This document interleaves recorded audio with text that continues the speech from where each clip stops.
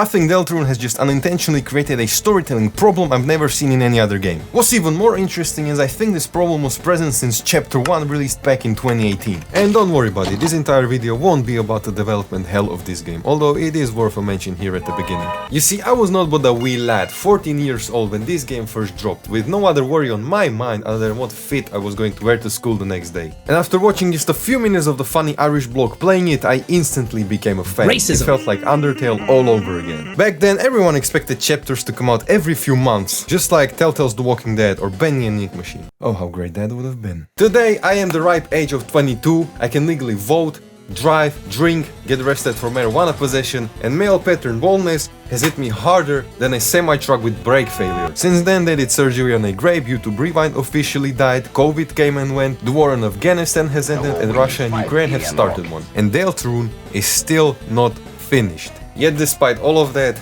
I still love this game.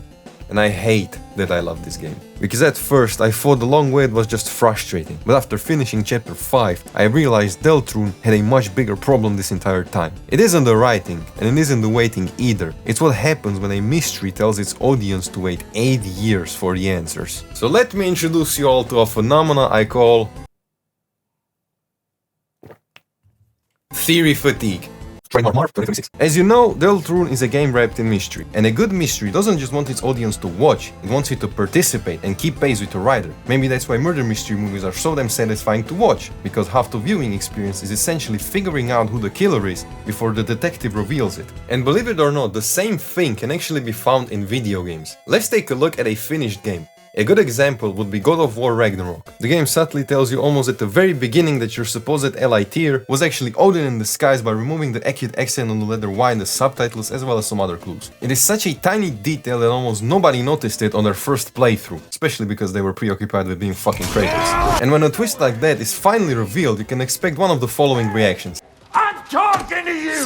You never What the fuck just happened? I fucking knew that was gonna happen, I fucking knew it. Oh shit, that's me! Maybe not the last one. Thank you, Assistant Mars, for the demonstration. Now back to the video. That's a plot twist, and both of these reactions are a sign of a good plot twist. And autism, probably. And those gamers that are smart enough to pick up on these clues and see the twist coming before it's properly twist, get the absolute feeling of superiority when their theory turns out to be correct. That's actually a sign of good foreshadowing, and you need a mix of both foreshadowing and plot twist to keep the story and the mystery interesting. Because now imagine just for a second if Ragnarok had been released one chapter at a time. The internet, Sherlock and Columbo would pick up these clues almost instantly. Then within 2 days it's on Reddit, then YouTube, and a week later everyone is talking about it. Suddenly a little piece of subtle foreshadowing becomes public knowledge because the audience in the case of Deltarune had literal years to inspect every nook and cranny, and so the mystery dies way before it's even revealed. There's actually a case of this happening not that long ago. Remember Dispatch, where everyone figured out that Invisigal was the one who planted the bomb on you almost since the very beginning, before it was revealed in the last chapter? It was exactly the case of someone noticing that subtle hint in the dialogue and spreading it across the internet like the Black Plague. Thankfully it didn't ruin the game. But how does Toby Fox approach this issue? Well, he does the exact opposite. Like I said, Deltarune is a game that lives and dies by its mysteries. Why does Chris rip his fucking soul out? Who is the knight? Is Tenna aware of 9/11? What's happening in the shelter? And what the hell is at the end of the prophecy? All great questions. That's a good question, homie. But there's also a different problem that comes with every mystery. Like I said, if you reveal too many clues, the internet solves it years before you intend. But if you reveal too few, the audience eventually stops looking altogether. I believe Deltarune accidentally found a perfect balance point. The audience was hooked for years, but all they could figure out really was that Chris is controlled by us, the player, before chapter 4 pretty much confirmed it. And come on, that was pretty on the nose. And Toby's approach seems to be pumping this game with more and more mystery, more and more secrets each chapter with very few clues to actually let the audience eliminate possibilities. So each chapter essentially raises more questions than it answers. I think that's why most players, including myself, slowly stopped caring about solving it at some point. And that is exactly what theory fatigue is. A point where a mystery has existed for so long that people stop actively trying to solve it. Not because they stopped caring about the story, no, but because they no longer believe new clues will meaningfully change their understanding. And also most of these theories are largely where they were since the beginning anyway, what the f***. The two games I mentioned at the beginning, The Walking Dead and Benny and the Ink Machine, are also great examples of a chapter-based game where during the time of theory crafting between chapters, the community came together. But these games avoided theory fatigue not only because they took less time to come out, but rather every chapter changed what the players thought was happening, especially the latter, allowing them to make completely new speculations. And believe it or not, theory fatigue is actually present in non-chapter based games. Take for example GTA 5, the Mount Chiliad mystery, Red Dead 2, The Strange Man, Half-Life, The G-Man, and of course, who can forget, Gaster. And with Deltarune, I think the detective anticipation for new clues and theories was at an all-time high shortly after Chapter 2, and all gone a few months after Chapter 4. Seriously, after finishing Chapter 2, I was on Reddit every single day, looking at theories. Same thing after Chapter 3 and 4. I finished it, let the internet detectives do their thing, watch them hit a brick wall, and move on, whilst patiently waiting for a new chapter. And now after finishing Chapter 5, I didn't bother looking anything up. I knew there was nothing more to the mystery until Toby himself decides to give us an answer. The pattern was already drawn. I mean, okay, don't get me wrong, Chapter 5 did give us some new clues, but they once again weren't substantial enough to give us an understanding of the biggest mystery so far. And now people are just making random theories trying to fill the gaps. But you know the old saying, if you throw enough shits at a wall, one of them is gonna stick. In other words, people aren't solving mysteries anymore, they're gambling. In fact, Chapter 5 perfectly proves my point, because when it released, I went into it completely blind with no high expectations, because if you keep your expectations low, you cannot get disappointed. I was aware of the fact that we still may not get any new leads, and I was right. More so, we've already known it was gonna take place in the flower shop. We already knew Asgore had a tragic event happen to him before the events of the game which got him fired as a cop, and we already knew someone had been opening dark fountains before us. All of this since Chapter 2. Those were the three key plot points of Chapter 5, and people have pieced it together years ago.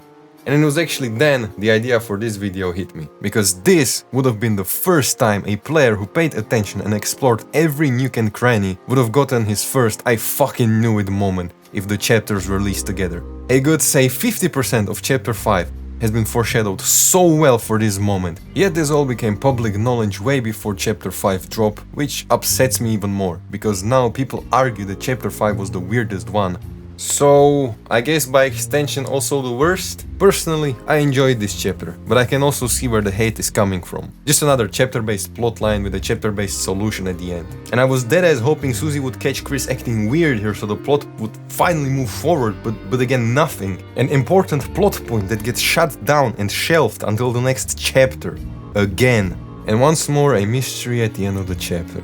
Ralph knew this whole time that Chris is the one opening the fountains, but he can't confront him. And instead of asking myself why, I kinda just didn't care.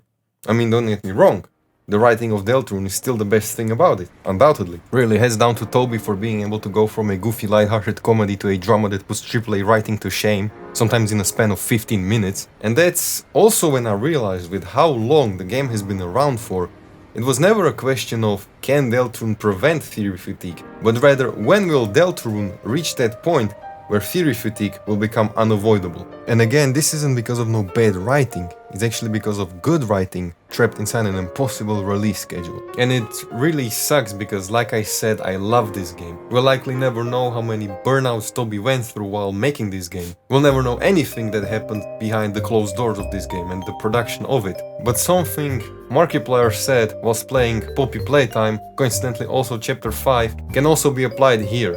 And it's that by this point, I should know the motivations of some characters. I should know why some things are happening and why they're happening. Because now it really does seem that Toby is saving it all for Chapter 7. All the big reveals and mysteries. I mean, he's already done it with Undertale. And if so, is it even going to be worth the 10-year wait? And you can see I'm a bit tired. And I might get hate for this. But I swear, if anything regarding Gaster turns out true, I'm asking Toby for fucking reparations for the most lamest, predictable ending in video game history. Because this guy was mentioned in Undertale community more than Jesus Christ in the Bible and all of its translations, yet he has absolutely no major importance to the main story whatsoever. Shut up.